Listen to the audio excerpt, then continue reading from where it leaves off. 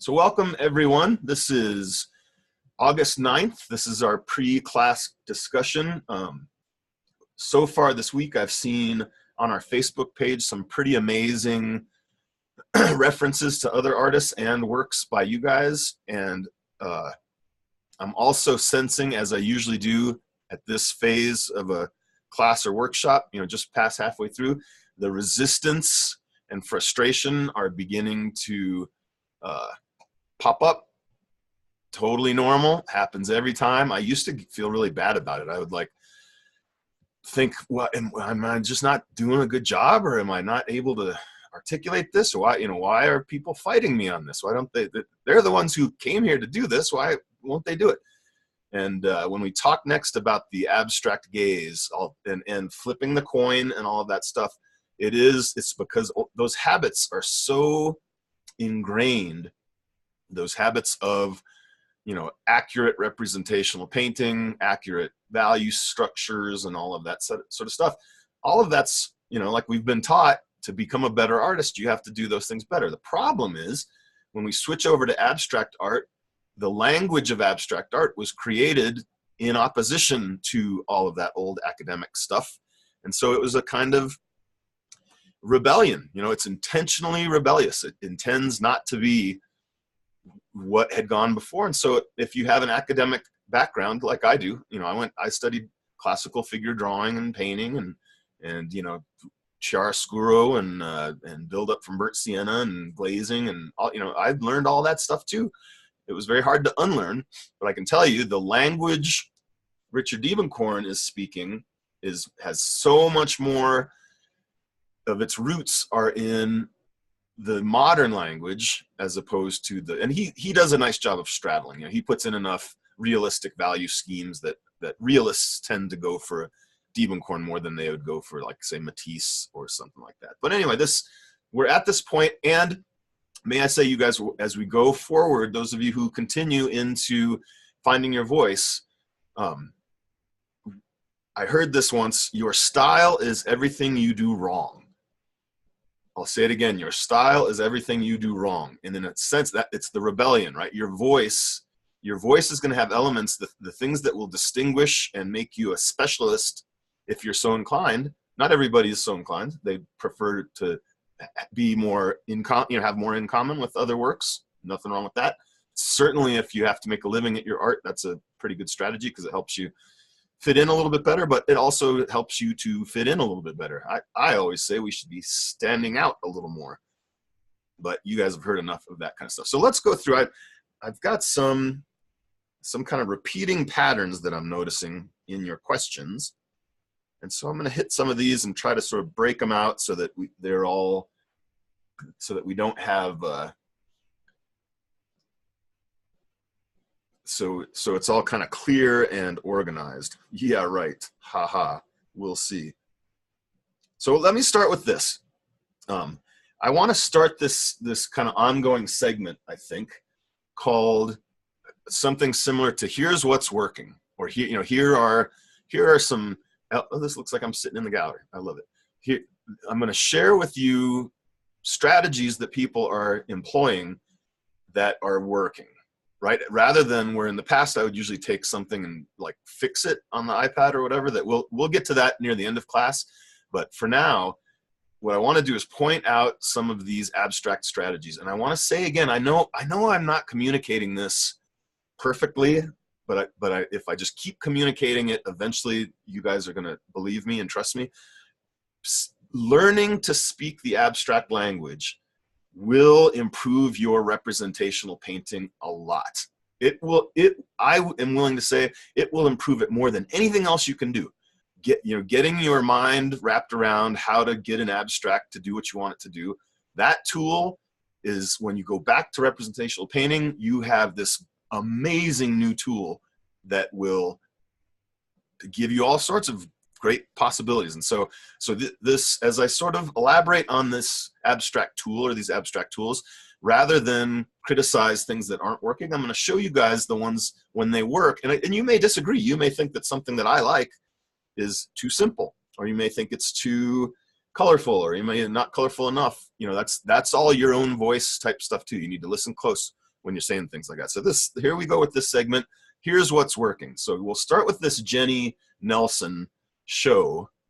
And Jenny Nelson's a very clever painter and a clever person. I'm friends with her on Facebook. She has a good sense of humor. But you kind of notice just in this set of paintings, they're not the same, but they sure do look like they go together. And so here are some of her strategies that she's using, and some of this we'll touch on. I'll try to get it a little bit more, in list form at some point, but you guys will agree. I think you'll just understand and agree with me. The first thing she's doing, let's play the game in the chat space. Somebody tell me something that you're noticing that she's doing that makes them seem like they will go together. She's got a few little tricks up her sleeve here. Yep, Lisa says colors. Who else? There are a couple of fairly obvious solid shapes. Absolutely. Oh yes, good point. And kind of the size of her shapes is very consistent. Single blocks of color, says Anne. Edge space. Ooh, very nice. Yes. Lines. Yes.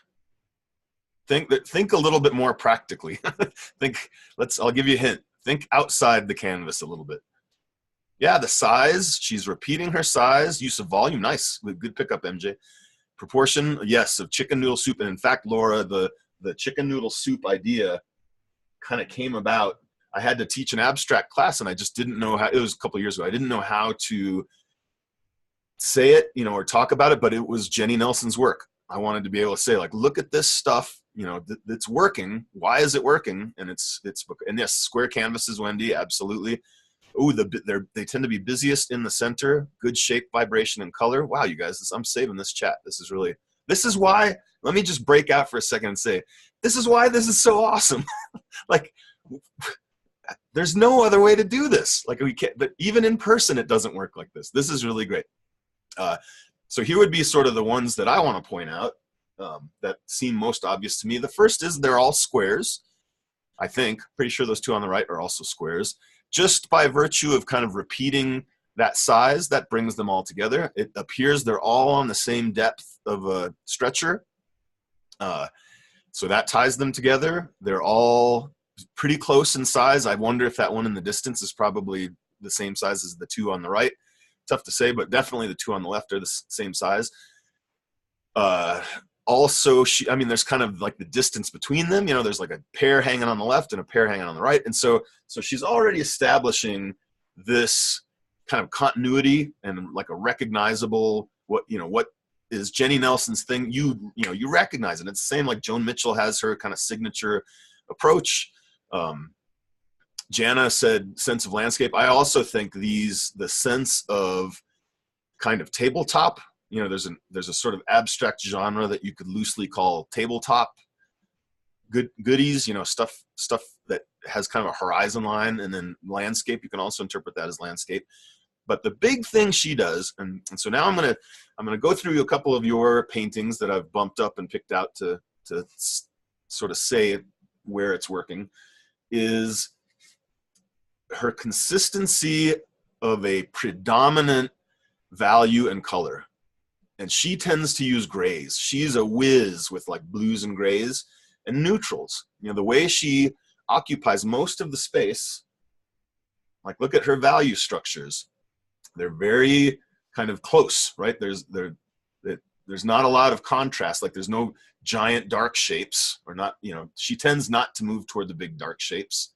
She tends medium, you people who think that it's bad to have medium values, it's fine. It's actually very harmonious as long as you have a little bit of light and dark to go with it. And that my first suggestion then, and let's look where you guys got a couple of them to work.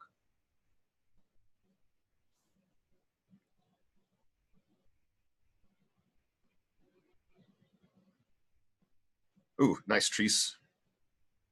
And see, I bumped all this stuff. Now you guys are in there messing around. All right, let's just start with this more recent Mary Jo. So the idea is, and I've been told that this is not an entirely accurate word, and so you guys can kind of help me out. I used to use the word dominance. Dominance doesn't really work, though, because you can have like a white table with a cherry on it. What's dominating? Most people would say the cherry is dominant, and so I changed that to predominant. Like it what the thing I mean, and Kathy touched on this, the thing that's happening the most, if something's going wrong in your painting, and I'm going to say this with as much authority as you will allow me, because it's so important and because I believe it so deeply. If I look at something and I can't see what's happening the most, that's what's wrong with it. You need to start putting something else in there, like Mary Jo does here. Like I've got a running joke in class: just keep adding red until it looks good. Like you can always. That's how you guys saw in my demo. That's how I work. You know, if I'm feeling courageous, I can try it with blues and greens and yellow ochres and stuff like that. But a lot of times I'm not feeling courageous. I'm feeling like I need to just try to get something to work. And red, God, you just almost can't go wrong. And so here Mary Jo is doing it kind of to the extreme, right? That the value structure is very, very clearly predominant middle, that medium kind of semi-darkish medium that's happening to the left, and it just shifts a little bit lighter to the right. And then the thing that's happening the least, what we're calling like the chicken in our chicken noodle soup, is nice and sharp and bright. And so by keeping the colors narrow like that, it's just that's the fix. So the big thing I'm going to talk about, if you're frustrated or having a hard time, sorry, I thought I turned off my text. My grandma is fading. My 95-year-old grandma is fading. It's too bad. She's so awesome. She's so sharp in her mind, but her body's going to give up on her any minute. Just thought I'd share, right? Since we're all such close pals. And so this idea, Mary Jo, boom, it couldn't have been a clearer representation. I'm going to show you a few other ones that I thought you guys really did a nice job using this principle. And I may have to scroll a bit to get to them. So yes, Mary Jo, that's what I'm talking about. Oh no, we're going to come back to this one. And actually though, when I come back to this, the next thing we're going to talk about is proportion of, in this case, geometry to gesture. We've been talking a lot about the opposite proportion, where gesture dominates and then the geometry is kind of secondary. In this case, the geometry dominates and the gesture is secondary. It worked out great. We'll come back to that idea. And Rajan, we'll come back to this. I've got emotional discussion we need to have a little bit about some of this. All right, here we go. Kaz. Very nice piece here, Kaz. And look, it almost couldn't be, you almost couldn't have fewer values, like it's down bare bones values. Then we put our color back on there. Great. So clear predominance of this kind of turquoise yellow, turquoise yellow green sort of side of the color wheel, accented in a small amount, a very small proportion then of oranges and yellow, like these more saturated colors, and they're kind of clustered together. But this is, if something's going wrong, this is a great solution. Get some of these big open spaces kind of joining together in value. Oh, Judy just said sorry about something. Whatever it was, Judy, I didn't see it. Maybe you just got away with it. So we'll come back to this one too. This one in Rajan, and also yours, Judy, when you said you got mad after 3 hours. This will be kind of part of our next conversation. Yes, and Kathy had a really good statement. We'll come back to this. Okay, so here, this Rothko that Carol posted, this Rothko frustrates me. I'm accustomed to Rothko being that, like there's something there because of the predominance, the overwhelming. Yeah, and Tree says like 75 dominant and 25 other. I often say 85-15. I think get something to happen 85% of the time, then do something else the other 15, and almost always you get it. Like that may be a bit much. Ooh. All right, I got to do this. I got this other funny trick I can do. I can hit my light. Look at that dark mark. Dark and deep and crazy. Yeah. So anyway, I digress. So this version of Rothko resonates with me because of, it elevates my perception into that sort of spiritual realm. When I look at this, it just feels like a bunch of stuff stacked up or something. I don't know. I don't have the same kind of reaction to it. And it's because it is all about the proportional relationship. So if I can ring a bell to say that here's something very important that I'm about to say, let's see here. We'll do it, lack of anything better. We'll use excited Jim Gaffigan for right now. So when you see excited Jim Gaffigan, that means I'm about to say one of the more important things. Oh my God, that's perfect. One of the more important things that I say, and the thing, formally speaking, with no subject matter, with no price tag concerns, with no does it match the sofa kind of stuff. In abstract art, the thing that elevates the viewer to believe that just a bunch of paint on a surface is worthy of consideration, it's this idea of dominance or predominance. You're saying something very clearly. Here, I'll do like a music thing. Here, all of these intervals are of equal distance, right? And so that's fun. That just there's nothing terribly exciting about it. It's very harmonious. But if I switch to where now I'm going to predominantly play low and have a little bit high, see how that, doesn't that give you a little bit? That does something. And then if I switch it around, if I go, right, that even to or. So it's the dividing of, and it's everything. It's the relationship of gesture to shape, the relationship of a certain value to the other values, of a certain color to the other colors. Again, I can't stress this enough. Jim Gaffigan, help me out. This is so important that if you look at your paintings and think that is, that's your first choice. And when I do a whole lot of art critiques during the year, and almost always, 98% of the time, that's the issue. And Patty did ask, Patty, I saw a video of you, and I'm sorry, I've been pronouncing your name wrong. It's Malika. I thought it was Malika. You guys go check out Patty's books. She's got some really good color theory books. Yes, I did just answer that, and I'm going to go over this a few more times. Let's look at some other paintings where you guys were successful with this. Bear with me on the flipping. And Patty, hopefully we got your question answered about that brush.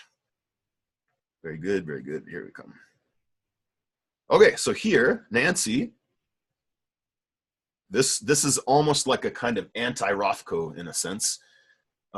So look at the consistency in her value structure. I love this, by the way.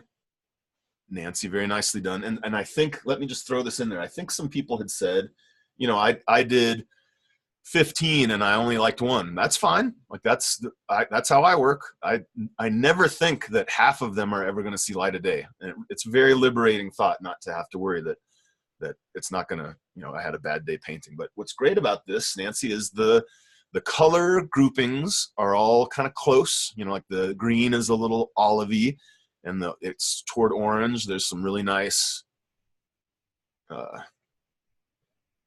sorry, putting out fires here. There's really nice color harmony.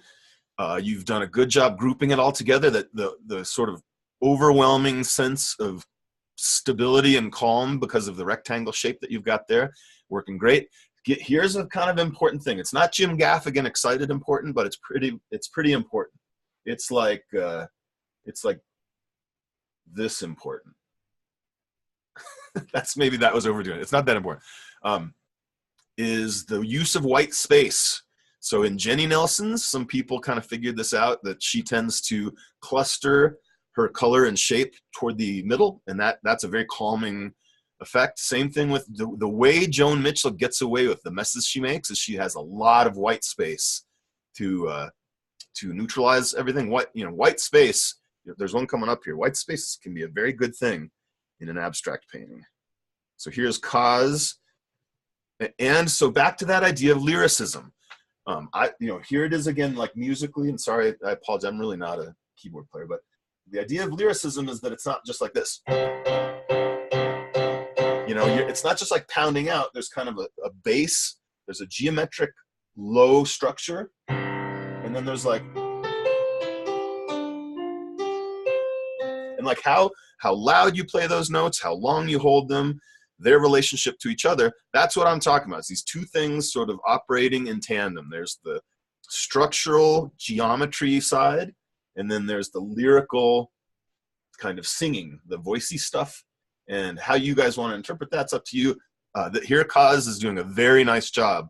His big solid parts are big, and they're strong, and they're confident, and they are not fascinating to the point that they're distracting from the small stuff that is supposed to be looked at. Very nice job, Kaz. And again, just great color harmony. He's using the white of the paper around the outside. Good trick. So, predominance is very clear. Ah, yes, Terra. These things, this just kind of sings. And it's funny, a couple people said this because it does. This is a little oversaturated on the screen from what it was, but whatever. Even having it be a little oversaturated kind of hammers the point home even a little bit better. So what Terra's doing here, let's look at it in black and white. Wow, couldn't be simpler, right? Very clear value relationship. Nice breaking out of that clear value with a couple of darks, mediums and darks, but this would be, I think, the artist Gary Comerin has a very similar strategy, compositional strategy, and I think it's fantastic. And I think once the color is in there, it's uplifting. So like here, there's a musical equivalent, and we're gonna come around to this when we get back to Rajan's stuff too. This is just like, or even up here, like it's happy. It's just a nice, happy, it's not this. So that's coming. We're gonna talk about that noise in a minute. So glad. I know some of you, I got a couple emails about the music stuff not making any sense. I realize that. However, there are people that kind of get it, who would get it that way better than another way. And so I kind of try to play to the different intelligences in the group, right? There's a handful of you who I know because you are musicians who get what I'm talking about. But if it's not making sense, I'll come at it from another direction. Here we go, Peggy. And I'm not going to open these because every time I open one, I get lost on the spot that I'm supposed to be. So I'm just going to have to show them to you the best I can. So here, Peggy, right. And I didn't like the crop better. I like this better. I think we can get a little carried away when we try to crop because we tend to take away some open space. And here's what happens. If you have, I'm going to explain this slowly because it's a little bit complex. If you have 50%, say this is the painting or something, you have 50% of a certain value, 85% of a value and 15% of the other thing happening, and you start slicing it off, that 85% drops, and the 15% rises. As they kind of come into a more equal space, I think the lyricism disappears a little bit. And some people use that to their advantage. There is such a thing as a very expressive piece of work because of all of its mediumness. I'm thinking the Fauvists and the expressionists, the German expressionists, both very heavy use of medium-sized shape, but that it's to create a kind of discomfort. They're doing that on purpose to give. We'll get to that at some point as well. And you guys can just Google Fauvist, Fauvist. It's fun to study those guys. So here, Peggy, you got it. Awesome. Here, Karen, I about fell out of my chair. Oh, whoops, I accidentally opened it. So to me, back to our individual preferences, to me, this rings every little bell that I've got. It's the clarity of the emptiness, like the open space, the guts and strength and power of this stroke, plus the fact that it's red. It looks kind of orange, but I guess it's a little like cadmium red.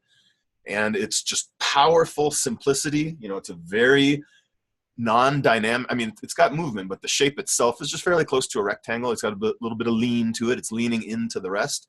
Then the medium thing is very hand, you know, it's by your hand. It's a pencil line, gestural, I guess is what I'm getting at. It has a very human gesture quality, where this is a brush, that's a pencil. And then my brain is thrilled, the thinking analytical side of me, with this little clarifying yellow piece. This couldn't be more perfectly balanced. And if I can guess, I bet it was pretty accidental or close. You know, there probably wasn't a whole lot going on here that was like, you know, here's how I'm going to do this. I'm going to make it big. This is my impression. Here's how I'm going to do this. I'm just going to make this big orange thing, and then I'm also going to put in a little yellow thing, and then I'm going to be done.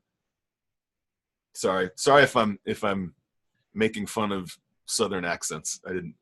That's just my go-to. I should probably plan my jokes a little bit better.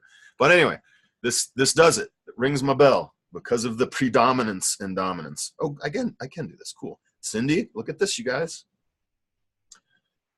Just keep going. You know, if it's not working, narrow the scope of your color, narrow the scope of your value, keep working on equilibrium, and you'll get there. And this does still feel lyrical, although I'll say the lyricism here is a little bit more like this. It's kind of a little choppier. It's kind of like this. Right? There's something very like the rhythm is very stable because of the repetition. Where with this one to me would be much more like what I was doing before. You know, this would be kind of like a, right? There's something, that initial ta-da, and then sprinkle, sprinkle. Oh, I'm so glad I got that keyboard working. It's so much easier to talk about stuff like that. Oh, and Christina killed it, just killed it. Like, look at this gorgeous first value structure. I mean, that's gorgeous as a value structure. Then she puts this really nice harmonized bit of color, and then she throws down the gauntlet with the orangey thing in the center. And it just, the whole thing just you know, this is not even 85-15. This is like 92-8 or 95-5 or something like that. It's overwhelmingly predominant in its value and color. And so here, I'm saying this again, help me out, Jim Gaffigan. This is very, very important stuff. This is the most important thing I have to say, period. If something's going wrong, 99.999% of the time, what's going wrong is you've taken away, I call it fence sitting. And you're doing something that is too medium, whatever. I'll have to post a few things on our Facebook page from the Fovus where medium can be good, but just for the sake of me hammering this idea home, predominance, the idea of a predominant value, predominant color, and Patty nails it. Patty nails it, of course, as Patty often does. There, and I'm going to stop here. I'm going to read Patty's statement, and I think this will segue us into the next section here.